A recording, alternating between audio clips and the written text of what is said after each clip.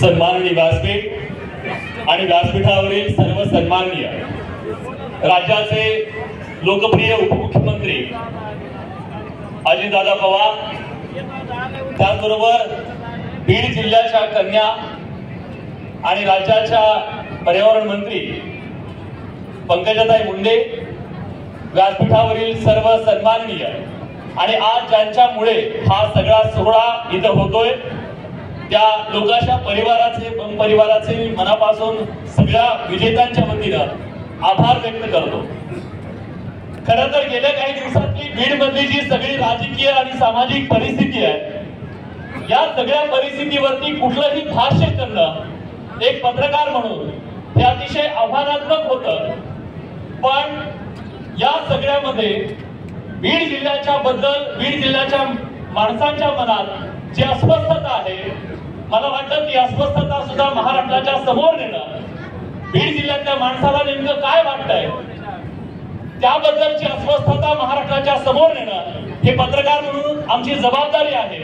आणि त्याच अनुषंगाने वेगवेगळे प्रयत्न आम्ही करतोय आणि या प्रयत्नांना आज पुरस्काराच्या रूपानं आपण सगळ्यांनी एक कौतुकाची थाप दिली, त्याबद्दल सगळ्यांच्या वतीनं मी आपल्या सगळ्यांचे मनापासून आभार व्यक्त करतो।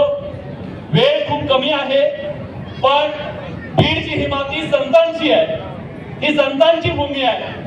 या संतांच्या भूमीमध्ये कधी काळी कापसाच्या जिनिंग पासून ते अनेक महत्वाच्या गोष्टींसाठीच हे आगर असलेलं बीड आज प्रगती पथावर जावं याच्यासाठी आपण सगळ्यांनी प्रयत्न करतायत, आपण सगळे प्रयत्न करतायत। आणि या सगळ्या प्रयत्नांमध्ये राजकीय इच्छाशक्ती, सामाजिक इच्छाशक्ती आणि त्याचबरोबर इथल्या पत्रकारितेची भूमिका महत्वाची आहे। लोकांच्या परिवाराच्या माध्यमातून बीडकरांचा आवाज बुलंद करण्याचं काम गेली अनेक वर्ष, अनेक दशकं सुरू आहे आणि त्याच यज्ञातला आजचा हा भाग होता असं म्हणूया। आम्हाला नवरत्नांची उपमा दिली, त्यामुळे एक मोठी जबाबदारी निश्चितपणे वाढलेली आहे। वेळ फक्त 2 मिनिटाचा आहे, 1.5 मिनिटात करलेली आहे।